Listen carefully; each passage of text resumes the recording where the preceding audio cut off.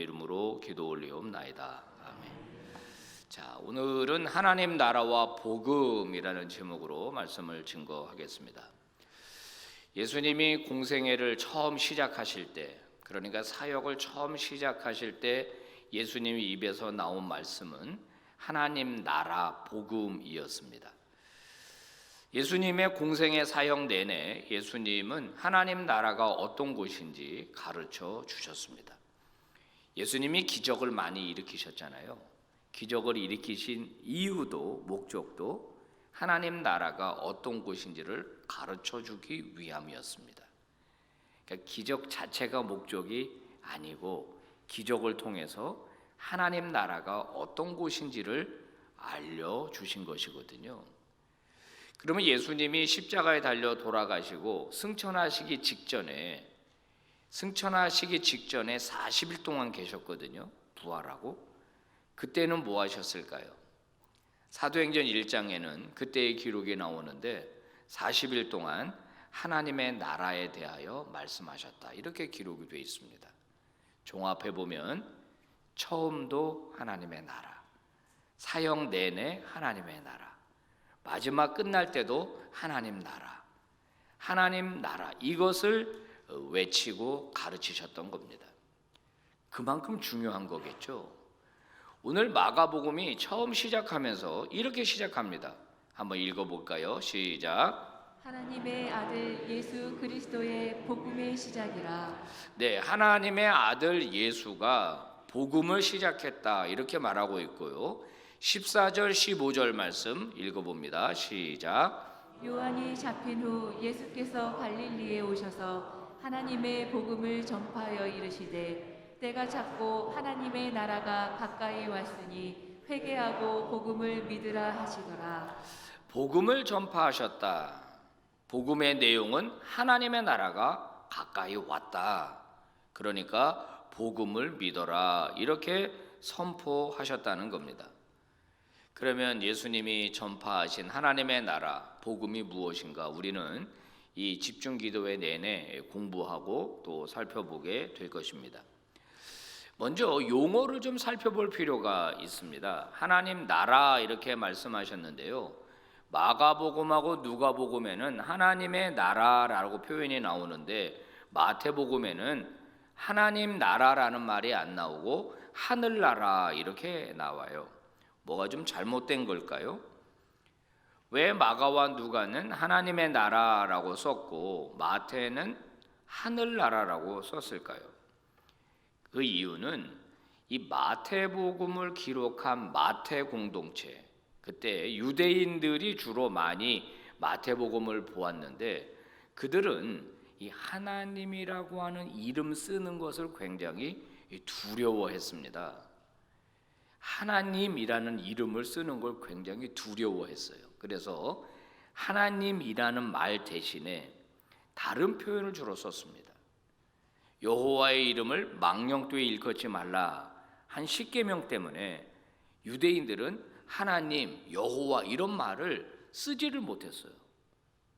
그만큼 두려워하고 그만큼 이제 무서워하기도 했던 건데요. 그래서 하나님이란 이름 대신에 전능하시니, 이스라엘의 거룩하시니, 하늘과 땅을 지으시니 이런 식으로 이제 하나님을 풀어서 이제 많이 쓴 겁니다. 근데 그 중에 하나가 뭐냐면 하나님은 하늘에 계시다. 그래서 하늘나라 이렇게 부른 거예요. 이 부분은 이제 내일 아침에도 우리가 자세히 살펴보게 될 것입니다. 그래서 하나님의 나라라는 말이나 하늘나라라는 말이나 같은 말이다. 다만 하나님의 이름을 쓰기 두려워했던 유대인들은 하나님 나라를 하늘나라로 바꾸어서 불렀다 하는 걸 여러분이 알면 되겠습니다. 그러면 이 하나님 나라라고 하는 이 표현이 구약 성경에는 어떻게 등장하느냐? 유대교 문헌에는 어떻게 등장하느냐? 이런 표현이 거의 나오지를 않습니다. 예수님이 하나님 나라 이렇게 말씀하셨는데 이 표현이 그 이전에는 거의 나오지를 않고 있다는 겁니다. 대신 구약의 표현은 뭐냐면 하나님은 왕이다. 왕은 뭐 하는 분이죠? 다스리는 분이죠. 왕은 통치하는 분이죠.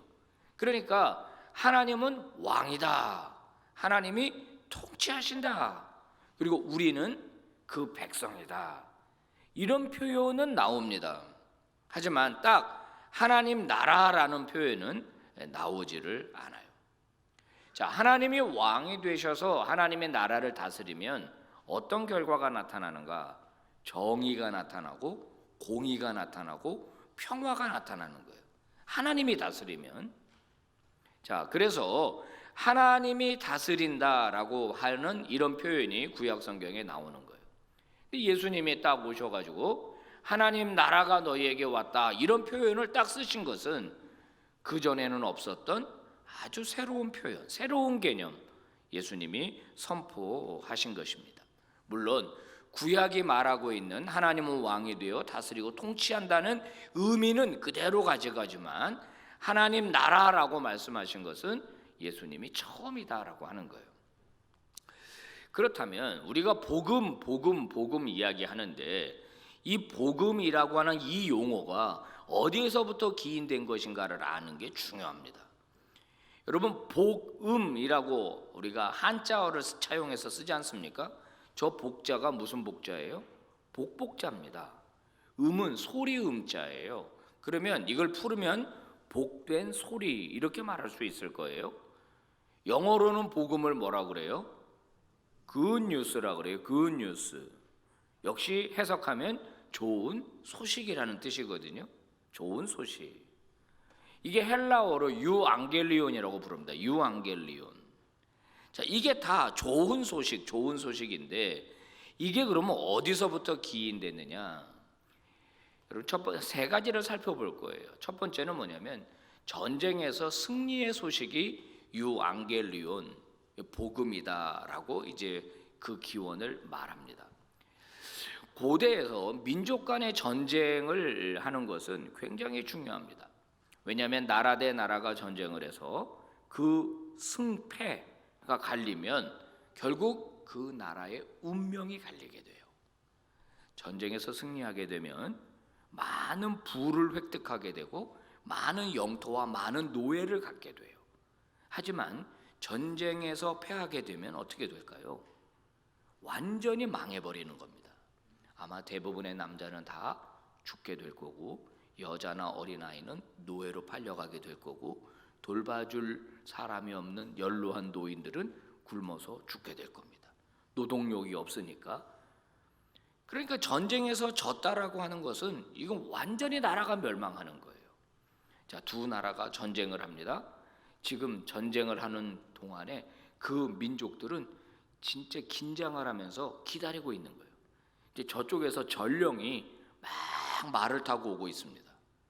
손에 전쟁의 승리의 소식을 들고 온 거예요. 우리가 이겼습니다. 그러면 와, 우리 민족이 이겼구나 그러고 막 좋아하는 거죠. 그때 그 전령이 들고 온 소식이 복음이다. 유앙겔리온이다. 그래서 우리가 죄와 사망에서부터 죽을 수밖에 없었는데 우리가 승리하게 되었다. 승리할 수 있는 길이 열렸다. 예수님 때문에. 그래서 복음이라는 말이 나왔다는 하나의 주장입니다. 첫 번째. 두 번째는 뭐냐면 정치적인 선언으로서의 복음이라는 거예요. 요건 조금 여러분 어려워요. 뭐 어려운 건 아닙니다. 이제 이게 뭐냐면은 이 영국 케임브리지 대학의 톰 라이트라고 하는 신약학 교수가 이런 주장을 한 겁니다. 이분은 무슨 주장을 했냐면 지금의 터키 지역이 있잖아요. 터키 지역 중에 프린이라고 하는 지역에서 돌로 만들어진 비문이 2개가 발견이 된 거예요. 비문이. 그래서 이 비문을 해석을 해보니까 이 비문에 무슨 얘기가 적혀 있냐면은 로마 황제 아우구스투스가 탄생한 날이 9월 23일인데 이 날을 기점으로 달력을 바꿔서 쓰자라고 하는 이야기가 나오고 있다는 거예요. 이 비문에. 왜 달력을 바꿔 쓰느냐? 그거 설명하기 전에 여러분 달력의 기능이 뭐예요? 오늘날 우리의 달력의 기능. 자, 지금은 뭐 여러 가지 복합적인 기능이 있는 거예요. 그러면 고대 사회로 가면은 달력의 기능이 뭐예요? 농사입니다, 농사. 우리나라 음력을 썼잖아요. 농사력이라 그러는 거예요, 농사력. 농사를 지을 때 언제 씨를 뿌려야 되고 언제 김을 매야 되고 이것을 알려주기 위한 기능이 달력이거든요. 그 고대 사회도 마찬가지예요. 그런데 고대 사회로 가면은 달력의 기능이 더 중요한 게 하나가 있어요. 그건 뭐냐면은 자기들이 섬기는 신들에게 제사하기 위한 기능이 달력이에요. 그래서 한 나라와 한 나라가 전쟁을 해서 이 나라가 이기게 되면 이 나라의 달력을 여기도 써야 되는 거예요. 자기 달력을 못 쓰나요? 왜? 이쪽 신이 강하기 때문에 이긴 거거든요. 이쪽 나라가 패한 이유는 신이 약하기 때문이에요. 그래서 강한 신이 이겼기 때문에 그 신을 숭배하게 되는 거죠. 그래서 달력에 어떤 신을 언제 제사해야 되는지를 기록을 해놨어요. 그게 달력이에요. 자, 저 비문에 탄생일이 9월 23일인데 그러면 9월 23일 이것을 기점으로 해가지고 그동안 쓰던 음력을 버리고 로마 달력을 사용하자라는 주장이 저 비문에 적혀 있다는 겁니다. 더 중요한 건 이 비문에서 뭐라고 이야기하냐면 아우구스투스가 우리의 신이다 이렇게 말, 우리의 하나님이다 이렇게 말하면서 그가 탄생한 날은 온 세상에 복음의 시작을 알린 것이다 이렇게 말했다는 거예요. 유앙겔리온 단어가 여기서 나오는 거예요. 이게 무슨 말이냐면 로마 황제가 신이고 그가 태어남으로 인해서 로마 제국이 이제 더 강해지게 되고 로마가 다스리게 되면 팍스 로마나 로마의 평화가 온다는 거예요. 전쟁이 종식되고 로마가 주는 평화가 시작이 되기 때문에 그 평화를 가져온 아우구스투스의 탄생일을 기점으로 달력을 바꾸고 그가 태어나면서부터 복음이 시작됐다. 이런 이야기가 이 비문에 적혀 있었다는 겁니다. 그래서 초대 교회는 아니다, no, 아우구스 탄생이 복음이 아니라 예수 그리스도의 탄생이 복음이다라는 정치적인 대안으로 이 용어를 기독교에서 쓰기 시작했다는 거예요. 별로 어렵지 않죠. 여러분 신학교용 기분일 것 같아서 조금 근데 이 정도는 다 여러분 아셔야 되는 겁니다. 여러분 이 말이 얼핏 들으면은 설득력이 있는 것 같지만은 사실 이 비문이 그 당시에 얼마나 많이 알려졌는가? 많이 알려지지 않았거든요. 기독교인들이 과연 이런 비문이 있었다는 걸 알았을까? 그래가지고 그거에 대한 정치적인 대안으로 우리는 복음을 채택했다 이렇게 주장을 했다는 것은 설득력이 없다는 거죠. 그러면 세 번째는 뭐냐면은 이 복음이라고 하는 말의 근거가 어디에서 나오느냐? 구약 성경에 있다는 거예요. 구약 성경. 자, 이사야 40장 9절 말씀입니다. 이거 한번 읽어볼까요? 다 같이 시작. 아름다운 소식을 시온에 전하는 자여 너는 높은 산에 오르라. 아름다운 소식을 예루살렘에 전하는 자여. 자, 이사야 40장에 아름다운 소식을 전한다. 아름다운 소식이 뭐냐? 이게 바로 복음이에요. 유앙겔리온이라고 구약 성경을 헬라어로 읽으면 아름다운 소식이라는 말이 바로 복음이라고 나와요. 유앙겔리온. 그러니까 복음을 시온에 전하는 자요, 복음을 예루살렘에 전하는 자요 하면서 두 번이나 복음이라고 하는 단어를 구약 성경에 사용하고 있거든요. 특히 이사야 40장은요 1절에서 3절은 이 복음이 뭐냐? 떠나셨던 하나님이 다시 예루살렘으로 귀환한다. 그래서 그의 나라를 다시 다스리기 시작한다라고 하는 이 소식을 복음이라고 불렀어요. 자, 왕의 귀환. 하나님이 이스라엘이 우상 숭배함으로 하나님과 언약을 파기하니까 하나님이 이스라엘을 떠났거든요. 에스겔이라고 하는 선지서를 보면은요, 하나님이 행장을 차리고 다시 하나님이 예루살렘을 떠나버리는 이야기가 에스겔 선지자에 나와요. 하나님이 예루살렘을 떠나면 예루살렘은 아무런 도시가 아닌 거예요. 예루살렘 안에, 성전 안에 온갖 우상이 가득했거든요. 그러니까 하나님이 이제는 예루살렘을 떠나버린 거예요. 근데 그 떠나셨던 하나님이 다시 돌아온다, 예루살렘으로. 이 소식이야말로 복된 소식이라는 거예요. 복된 소식. 자, 한번 이사야 40장 1, 2, 3절 봉독해 봅시다. 시작. 너희 하나님이 이르시되 너희는 위로하라 내 백성을 위로하라 너희는 예루살렘의 마음에 닿도록 말하며 그곳에게 외치라 그 노역의 때가 끝났고 그 죄악의 사함을 받았느니라 그의 모든 죄로 말미암아 여호와의 손에서 벌을 배나 받았느니라 할지니라 하시니라 외치는 자의 소리여 이르되 너희는 광야에서 여호와의 길을 예비하라 사막에서 우리 하나님의 대로를 평탄하게 하라. 네, 우상 숭배로 말미암아 하나님이 내리신 벌을 이미 다 받았다. 충분히 받았다. 그래서 하나님은 다시 예루살렘으로 돌아온다. 그러니까 예루살렘으로 돌아오시는 그 왕의 귀환의 길을 준비해라. 오시는 여호와의 길을 준비해라.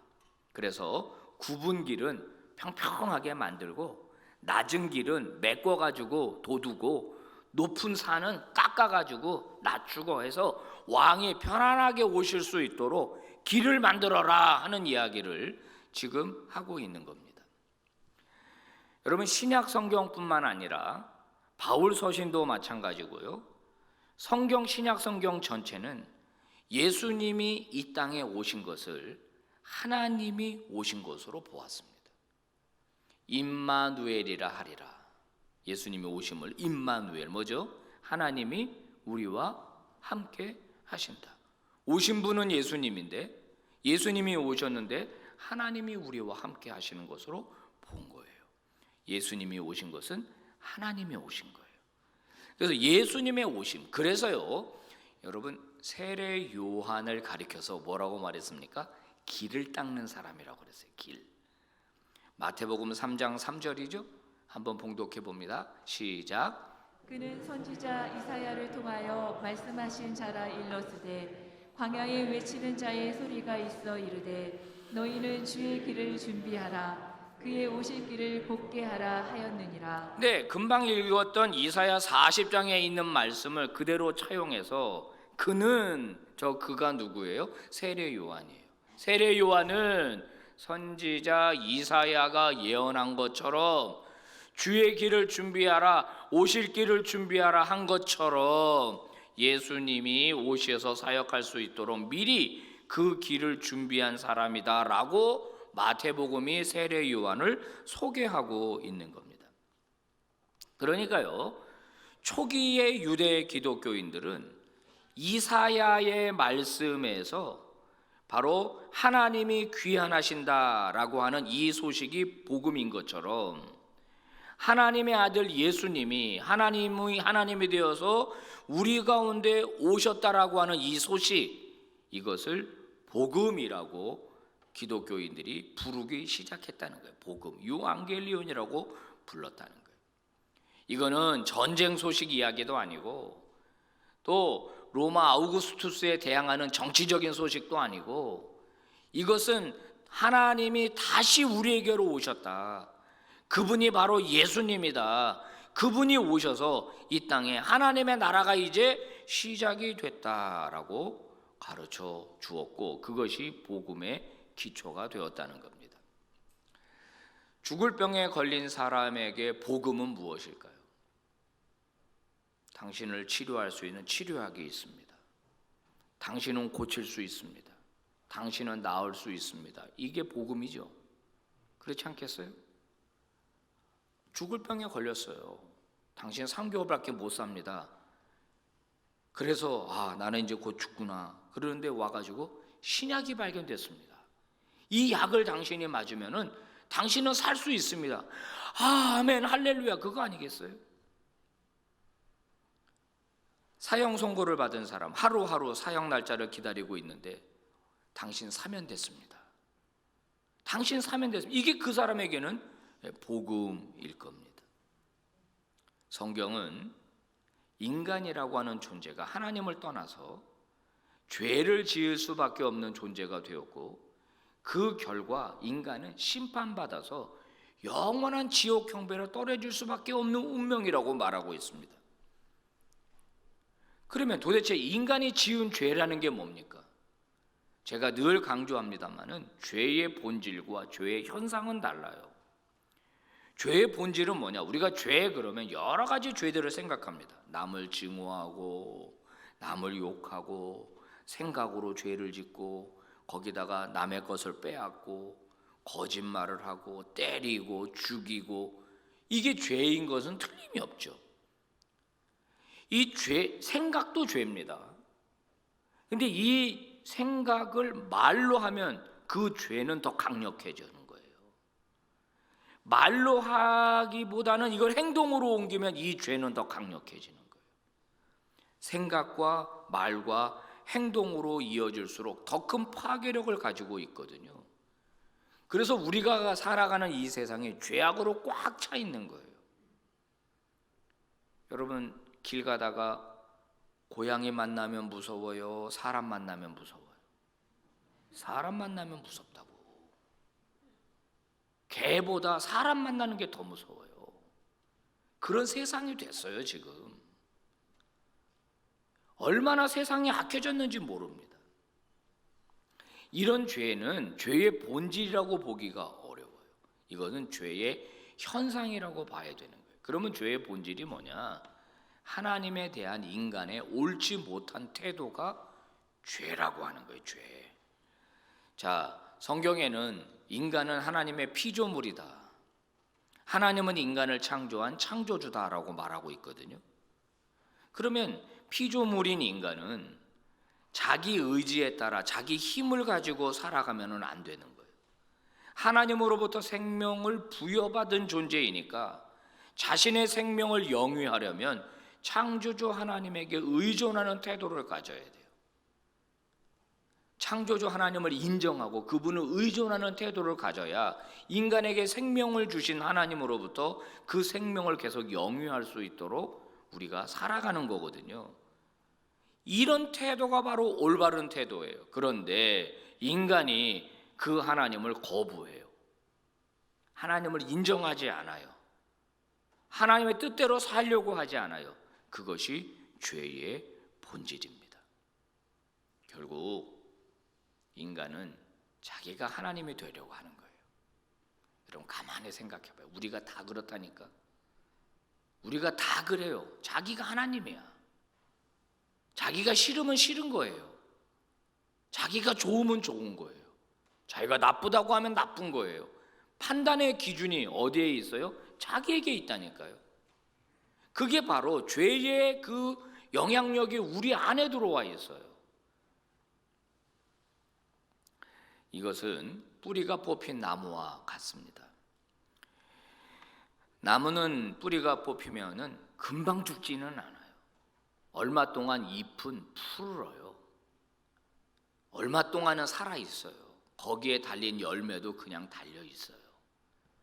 자기가 가지고 있는 제한된 생명, 자기가 가지고 있는 제한된 영양분 속에서 살아가거든요, 나무가. 하지만 생명의 근원인 땅에서부터 뿌리가 뽑혔기 때문에 계속 생명을 공급받지는 못해요. 그러니까 얼마 동안은 살아있겠죠. 하지만 결국은 말라 비틀어지는 거예요. 결국은 죽는 거예요. 인간이 똑같아요. 생명의 근원인 하나님으로부터 인간이 단절이 되면, 그 하나님을 인정하지 않으면 그 인간은 결국 그 생명이 다하여 죽게 되는 거예요. 시간만 좀 걸릴 뿐이죠. 점점 말라 비틀어져 죽는 거예요. 그러나 우리가 하나님에게 뿌리를 두고 살아가게 되면은 그 인간은 지속적으로 하나님으로부터 생명을 공급받는 거예요. 그래서 주님이 뭐라고 말했어요? 죽어도 살겠고 살아서 나를 믿는 자는 영원히 죽지 아니하리라. 왜? 하나님이 영원한 생명을 계속해서 공급해 주기 때문입니다. 뿌리 뽑힌 나무가 살 수 있는 방법은 단 하나예요. 다시 땅속에 심겨져야 됩니다. 빨리. 다시 땅속에 심겨져야 저 나무는 다시 살 수 있어요. 인간도 마찬가지라고 하는 것입니다. 성도 여러분, 우리는 원래 하나님 나라에서 살던 사람들입니다. 원래 우리는 하나님의 자녀였습니다. 근데 사탄의 속임수로 우리가 하나님을 떠나게 된 거예요. 그래서 하나님으로부터 멀어진 겁니다. 다시 살 수 있는 방법은 하나밖에 없어요. 다시 하나님에게로 돌아가는 방법입니다. 근데 그의 나라에 들어가려면 반드시 누구를 통과해야 되느냐? 예수를 통과해야 돼요. 예수를 통과하면 당신은 다시 살 수 있습니다. 이 소식이 복음입니다. 당신 다시 살 수 있습니다. 예수께로 돌아가면, 하나님께로 돌아가야만 당신 다시 살 수 있습니다. 그 길이 열렸습니다. 이게 바로 굿뉴스, 복음이라고 하는 겁니다. 성도 여러분, 다시 하나님에게로 돌아가는 믿음의 종들 되시기를 축복합니다. 하나님으로부터 멀어지지 마십시오. 하나님으로부터 단절되지 마십시오. 오늘 성경이 이렇게 이야기합니다. 하나님의 아들 예수 그리스도가 우리에게 오셨고 우리에게 새로운 생명이 시작됐다. 그래서 그것이 우리에게 복음이다. 기도하겠습니다. 하나님 아버지, 고맙고 감사합니다. 오늘 하나님 앞에 우리 신년 집중 기도회 첫째 날 귀한 말씀 듣게 하신 것을 감사합니다. 도대체 복음이 무엇인지, 예수님은 왜 복음을 선포하셨는지 오늘 말씀을 통해서 깨달았습니다. 우리 성도들 바른 복음의 기초 위에 서 있게 하시고 복음을 반드시 붙들고 살아가게 하여 주시기를 원합니다. 귀한 예물 드린 손길들이 여기에 있습니다. 신년 집중 기도회를 맞아서 예물 드린 한 사람 한 사람을 기억하시고 하나님 크신 복 내려 주시옵소서. 이제 시작된 이 기도회가 끝날 때까지 우리 모두 완주할 수 있도록 도와주시옵소서. 예수님 이름으로 기도 올리옵나이다. 아멘. 여러분, 이제 다 같이 눈을 감고 기도하는 시간을 갖겠습니다. 그리고 여러분 개인적으로 기도를 마무리하시고 그리고 여러분 가정으로 돌아가시면 되겠습니다. 다 같이 기도하시겠습니다.